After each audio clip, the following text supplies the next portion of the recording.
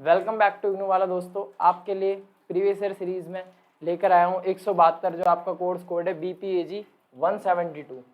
BPAG आपका 172 बात करूँ कौन सा है, governance of issue and challenges. जो भी हमारी समस्या या मुद्दे हैं, ठीक, और हमारे क्या क्या चैलेंजेस हैं, चुनौतियां हैं, ये आपका है कोर्स कोड। बात करूँ आपका टाइमिंग की, 3 घंटे की आपकी टाइमिंग रहने वाली है और मैक्सिमम मार्क्स 100 नंबर का आपका ये एग्जाम होता है। ठीक, चलिए तो अब आपको मैं दिखाऊंगा प्रीवियस ईयर जो क्वेश्चन है इसमें कैसे कैसे क्वेश्चन आपसे पूछे गए थे। और दिसंबर 2021 का आप देख रहे हो। टोटल मैं आपको इस वीडियो में कराने वाला हूँ 3 क्वेश्चन पेपर। कितने? टोटल 3 क्वेश्चन पेपर आपको मैं दिखाऊंगा। तो आप वीडियो को शुरू से लेकर एंड तक देखें, ठीक, और अपनी तैयारी को बेहतर बनाएं, क्योंकि देखिए 1 साल बर्बाद करने से अच्छा है 1 महीने पहले पढ़ लिया जाए। चलिए, और आप चिंता मत कीजिए, हिंदी में ही दिखाऊंगा आपको। चलिए, पहला क्वेश्चन ये आप देख सकते हो, वैश्वीकरण की अवधारणा और परिप्रेक्ष्यों की व्याख्या कीजिए। वैश्वीकरण क्या होता है? अगर आपने इस शब्द के बारे में नहीं पढ़ा या आप कुछ भी नहीं जानते, मैं आपको बताता हूँ। वैश्वीकरण मतलब होता है प्रवाह या फ्लो। इंग्लिश में इसको कहते हैं ग्लोबलाइजेशन। अब प्रवाह या फ्लो क्या होता है? अभी जैसे कि बारिश हो रही है, मान के चलिए बारिश हो रही है, तो आप देखते हो पानी जो है अगर आपकी छत पर या कहीं भी नाली में, नदी में या कहीं भी, तो वो ऐसे करके बहता है। ऐसा नहीं है कि वो रुका हुआ है, वो पानी चाहे पहले रुका हुआ हो, लेकिन रेनी सीजन में आप देखते हैं पानी वो चलने लग जाता है या बहने लग जाता है। तो यही होता है आपका प्रवाह। अब आप बोलेंगे ये जो प्रवाह आपने बताया इसे बुक में कैसे समझे, वैश्वीकरण क्या होता है? वैश्वीकरण का मतलब आपको समझाता हूँ। पहले जो था हमारा देश इंडिया, इसका किसी अन्य देश से ज्यादा लेना देना नहीं था, लेकिन जब से ग्लोबलाइजेशन हुआ है, ग्लोबल, पहले हम सोचते थे हमारा देश बस भारत है, आज पूरी दुनिया या पूरा विश्व एक घर के समान है। अब ऐसा नहीं है। आप जो Flipkart, Amazon, Samsung, one plus, iPhone चला रहे हैं वो सब आपके भारत में नहीं बने। अब आप बोलेंगे मैन्युफैक्चरिंग तो हमारे यहाँ की है। मेरे भाई, मेरे दोस्त, कुछ उसके पार्ट्स आज भी बाहर से आते हैं। तो यही कारण है। अब आप बोलेंगे फोन की बात कहाँ से आएगी?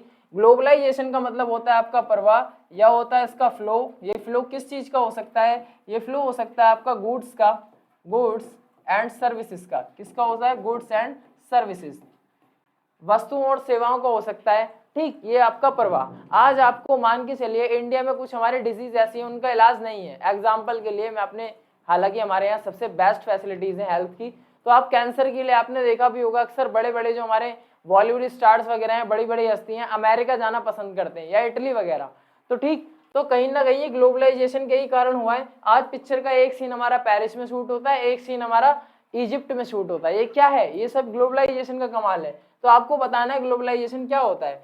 भारतीय शासन प्रणाली में गैर राज्य हितधारकों की भूमिका का परीक्षण कीजिए। वैश्वीकरण में नौकरशाही की भूमिका को प्रभावित किया है, टिप्पणी कीजिए।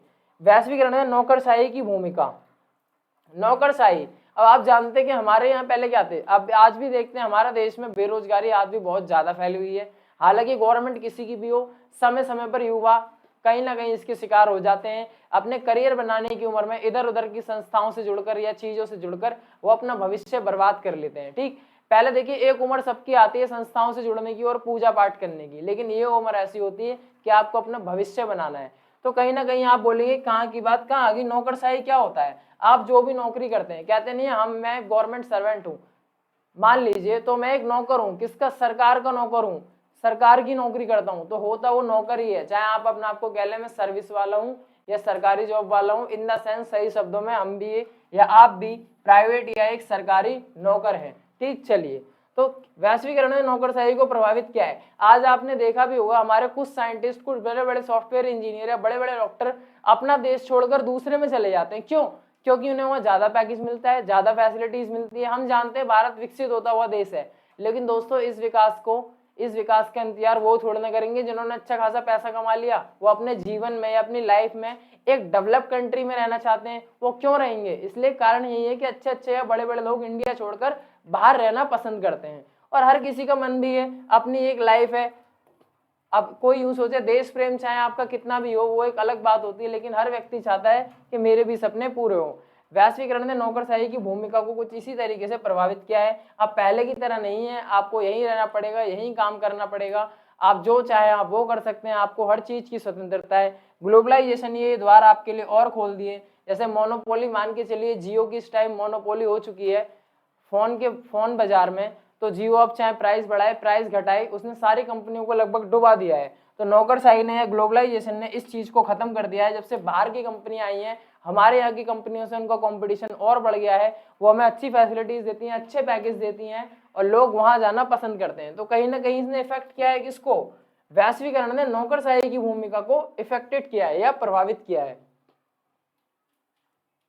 बाकी आप थोड़ा अपने शब्दों में ना लिखकर थोड़ा बुक में भी देखें कि बुक में आपको क्या बताया हुआ है। ठीक, मैं तो आपको खाली समझाने के लिए बताता हूँ, वर्ड्स का मतलब आपको एक बार समझ में आ गया तो इतना उम्मीद करता हूँ आप पेपर खाली नहीं छोड़ोगे, पेपर में लिख कर ही आओगे। निम्नलिखित में से प्रत्येक पर टिप्पणी लिखिए।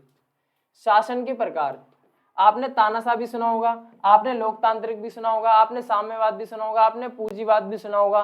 कहीं ना कहीं ये शासन का प्रोसेस है, चाहे वो किम जोंग किंग हो या चीन के शी जिनपिंग हो या भारत के प्रधानमंत्री नरेंद्र मोदी हो। तो कहीं ना कहीं जो भी हमारे ऊपर शासन होता है वो कई टाइप्स का होता है। ऐसा नहीं है खाली वो आपका डेमोक्रेटिक हो, ऐसा नहीं है खाली वो आपका डेमोक्रेटिक हो। ठीक, आपका कैसा हो सकता है, वो आपका कैसा हो सकता है, आपका वो तानाशाह भी हो सकता है, तानाशाही हो सकता है आपका। ठीक, और आपका सैनिक शासन जो आप देखते हो पाकिस्तान में लग जाता है आए दिन। तो काफी सारे इसके टाइप्स होते हैं, ऐसा नहीं है कि हर जगह नाम के लिए डेमोक्रेटिक होते हैं लेकिन काम वहां भी सरकार अपनी मर्जी से ही करती है। तो इन दिनों ऐसा शासन कुछ चल रहा है। शासन को प्रोत्साहित करने के लिए करने में मीडिया एक महत्वपूर्ण भूमिका निभाती है। सुशासन, अब आप देखते हैं आए दिन हमारे देश में मीडिया या न्यूज चैनलों के ऊपर सवाल उठते रहते हैं कि वो जो सत्ता में सरकार है उसके खिलाफ उसकी चीजें ही बताती रहती है और देश के असली मुद्दे ना दिखाकर फालतू की चीजों को दिखाती रहती है। पहले तो मान के चलिए, मैं ही आपको बताऊं मेरा एक्सपीरियंस, मेरा भी न्यूज देखने का बहुत मन करता था।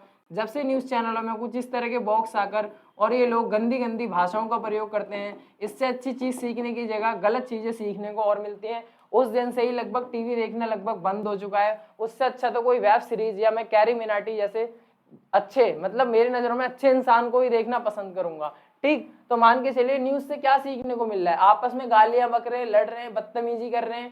ठीक, तो सुशासन को प्रोत्साहन मीडिया, मीडिया क्या भूमिका निभाएगी, मीडिया भूमिका निभाएगी अगर उसकी कमी दिखा रही है तो सरकार को भी डर लगेगा कि लोगों के सामने अगर मेरी कमियां दिखाई तो ये मुझे वोट नहीं देंगे, तो वो इन चीजों से डरेंगे। लेकिन मीडिया ही जब साथ दे रही है तो वो क्यों डरेंगे। तो कहीं ना कहीं मीडिया का ओवरऑल एक बहुत बड़ा रोल होता है। शासन में पारदर्शिता या जवाबदेही, ये पारदर्शिता होती है दोस्तों, ट्रांसपेरेंसी। अभी मान के चलिए मेरी देश में सरकार है और मैंने किसी दूसरे देश से डील करी, विपक्ष मुझ पर सवाल उठा रहा है कि आपने इतने 1000 करोड़ का घोटाला किया है। जिस भी देश से मैंने डील करी है मैं वो पेपर दिखाऊं, मैं वो साइंस दिखाऊं, या मैं उस देश के लोगों को बता के जिस भी कंपनी से मैंने डील करी है वहां के लोगों को बुलाकर उनसे उनकी बात कराऊं, तो कहीं ना कहीं इसमें ट्रांसपेरेंसी होगी। एक तरीका वो होगा मैं यूं कह दूं नहीं जो भी मैंने करा है मैंने डील करी है मैं तुम्हें कुछ नहीं बताऊंगा, तो इट इज नॉट ट्रांसपेरेंसी। ऐसी चीजें भी आए दिन आपको देखने को मिलती हैं। जैसे अभी हाल ही के दिनों में आपने देखा होगा वाईफाई स्टडी, जो हमारे अंकित सर हैं उन्होंने बताया था कि CWAG या CAG की एक रिपोर्ट के अनुसार एक 3 या 4 किलोमीटर के रोड को बनाने में 1150 करोड़ रुपए खर्च किए गए हैं। वो वीडियो काफी वायरल भी हुई थी। तो कहीं ना कहीं यहाँ कह सकते हैं हम ट्रांसपेरेंसी है नहीं है।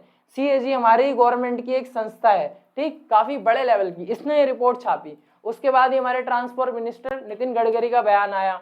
ठीक, तो ये सब चीजें आप खुद देख सकते हो, ऐसी चीजें तो आपको पढ़ने की जरूरत भी नहीं है। थोड़ी सी न्यूज कभी कभार काम भी आ जाती है अगर वो अच्छी हो।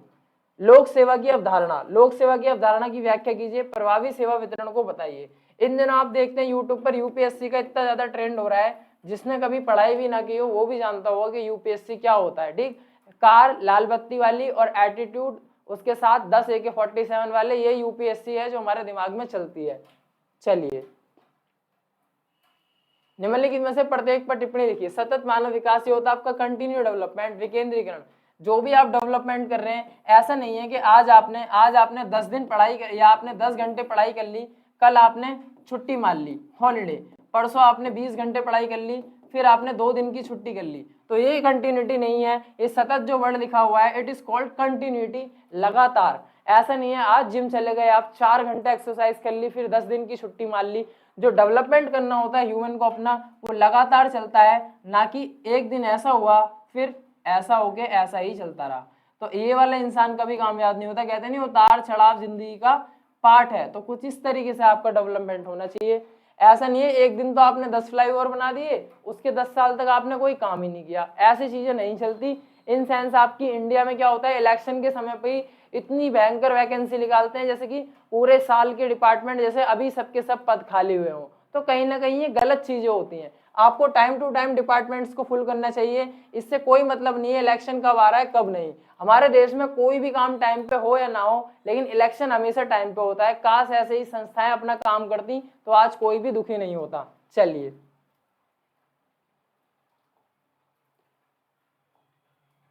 अब आपको दिखाऊंगा मैं क्वेश्चन पेपर, ये दिसंबर 2022 का। इससे पहले आपने देखा था दिसंबर 2021 का क्वेश्चन पेपर। आप बोलेंगे, आपको कुछ लोगों को लगे सर पॉलिटिकल की बात आप क्यों कर रहे हो, आपके सब्जेक्ट में ही है, ये मैं जानबूझ के नहीं कह रहा। और आप बोलेंगे सर आप ऐसा एग्जाम्पल यूज क्यों कर रहे हो। एक बात बताइए, जब आप इंडिया में रहने वाले हो तो मैं जापान के एग्जाम्पल क्यों दूं या मैं कोरिया की बातें क्यों करूं। जब हमारे देश में जो सरकार है उसको छोड़कर मैं 10 साल पहले वाली सरकार की चीजें क्यों बताऊं। जो चीजें करंट की है उनसे ज्यादा समझ में आएगा, या मैं तुम्हें न्यूटन के एग्जाम्पल या न्यूटन के समय की चीजें समझाऊंगा, तो तुम बोलोगे यही कारण है। आप में से कुछ लोग इसे पॉजिटिव ले सकते हैं, कुछ लोग इसे नेगेटिव ले सकते हैं। बस मेरा काम है कि आपको इस समझ में आ जाए, पॉजिटिव नेगेटिव तो होता ही रहता है। दिसंबर 2022 का क्वेश्चन पेपर, क्योंकि देखिए सब्जेक्ट ऐसा है, मुद्दे और चुनौतियां। ये चुनौती और मुद्दे क्या है ये चुनौतियां और मुद्दे। आप देखते हैं आए दिन सड़कों पर प्रदर्शन होता रहता है, तो वो क्या है, उनके कुछ मुद्दे होते हैं, उनकी कुछ समस्याएं होती है। प्रदर्शन क्यों करते हैं, क्योंकि सामने वाला उनकी कोई सुन नहीं रहा। तो ये सारी चीजें होती हैं। पहला क्वेश्चन वैश्वीकरण, देखिए रिपीट क्वेश्चन है आपका। वैश्वीकरण और नागरिक समाज के बीच संबंध बताइए। शासन में गैर राज्यकर्ताओं, ये भी रिपीट क्वेश्चन है। हम विकास को विभिन्न दृष्टिकोणों के माध्यम से देखते हैं, विस्तृत विवरण कीजिए। आप जो डेवलपमेंट है, ऐसा थोड़ी है खाली आपको फ्लाईओवर बन गया तो डेवलपमेंट हो गया। पेड़ भी डेवलपमेंट, अगर आप पेड़ लगा रहे हो है ना, तो वो भी डेवलपमेंट है। अगर आप पढ़ाई कर रहे हो, अपने आप को इम्प्रूव कर रहे हो, ये भी डेवलपमेंट है। अगर आपने अपने घर की एक मंजिल बना दी, ये भी डेवलपमेंट है। डेवलपमेंट मतलब हमेशा यही नहीं होता कि ट्रांसपोर्ट में काम हो। जिस भी सेक्टर में आप वर्क करो उसमें अगर आपको इंप्रूवमेंट दिख रहा है, अगर आपको ग्रोथ दिख रही है, ये आपका डेवलपमेंट है। तो हम विकास के विभिन्न दृष्टिकोणों के माध्यम से देख सकते हैं और इसका विस्तृत विवरण कर सकते हैं। समकालीन समय में मीडिया, देखिए रिपीट क्वेश्चन आपका, 3 क्वेश्चन आपके लगभग रिपीट हो चुके हैं। भारत में पंचायती राज संस्थाओं, आपने पंचायत के बारे में सुना होगा और आपने पंच शब्द के बारे में सुना होगा। मैं वॉइसों से मेरी अपील है वो वाला पंच ना समझे जो लड़ाई में आप यूज करते हैं और मारने के लिए। तो ये पंच होता है, पंच का मतलब पंच परमेश्वर। ये 5 आदमियों का आपका ग्रुप होता है जो गांव में जितनी बड़ी बड़ी प्रॉब्लम्स होती है या कोई समस्या होती है, ये बड़े अहम फैसले लेते हैं। हालांकि इन दिनों ये चीजें भी खत्म होती जा रही है, डायरेक्ट पुलिस को फोन किया जाता है, क्योंकि हर मुद्दे का हल डायरेक्ट लड़ाई या किसी को गोली मारना ही नहीं होता, तो बैठकर आराम से चीजों को सुलझाया जाता था। यही आपकी पंचायती व्यवस्था थी। सहभागी संस्थाओं की स्थापना और विकास का बताइए। अब ऐसा तो नहीं है कि देश में क्या है खाली हमारी गवर्नमेंट ही वर्क कर रही है, क्या कर रही है, हमारी गवर्नमेंट ही वर्क कर रही है। आपने एनजीओ के नाम भी सुने होंगे, चाहे वो आपका टैग महिंद्रा फाउंडेशन हो, टाटा की भी काफी सारे हो, गूंज हो, ये काफी सारे आपके एनजीओ है फेमस, ठीक। और आपने फ्रीडम इंग्लिश एकेडमी या फ्रीडम एम्प्लॉयबिलिटी एकेडमी, ये सारी चीजें आपने सुनी भी होंगी। ये आए दिन बच्चों को ट्रेन करती रहती हैं। प्रधानमंत्री कौशल विकास योजना, ये डेवलपमेंट में अपना योगदान देती हैं। सतत विकास, रिपीट क्वेश्चन आपका, अब ये भी मैंने ऊपर भी समझाया था। सूचना और संचार प्रौद्योगिकी समर्थ शासन में एक महत्वपूर्ण, अब बताइए टेक्नोलॉजी और संचार प्रौद्योगिकी। आज से कुछ साल या 1947 की बात करूं, किस बच्चे को पता होती कि या किस बच्चे को पता होगा कि कौन ट्रांसपोर्ट मिनिस्टर है, कौन हमारे देश के शिक्षा मंत्री है, कौन क्या है। ये सब चीजें आपने किताबों में ही लोगों को पढ़ने के लिए मिली होगी। लेकिन आज के समय में आज अगर गांधी जी होते तो शायद बच्चे बच्चे को उनकी शक्ल, उनके बात करने का तरीका और उनका लहजा पता होता। मैं गांधी जी की फोटो नहीं बना रही है, मैंने बच्चों की फोटो बनाई है। क्यों? क्योंकि आए दिन आपको दिखता है कि न्यूज चैनल पर हमें पूरा का पूरा व्यक्ति दिख जाता है कि वो कौन है, कैसे उनकी वेशभूषा है, कैसे वो कपड़े पहनते हैं। और बहुत सारे यूट्यूब चैनल या काफी सारी हमारे ऐप्स हैं जिन पर लोग उनकी नकल भी करते हैं। तो कहीं ना कहीं इट इज कॉल्ड, ये आपका टेक्नोलॉजी की वजह से ही तो पॉसिबल हुआ।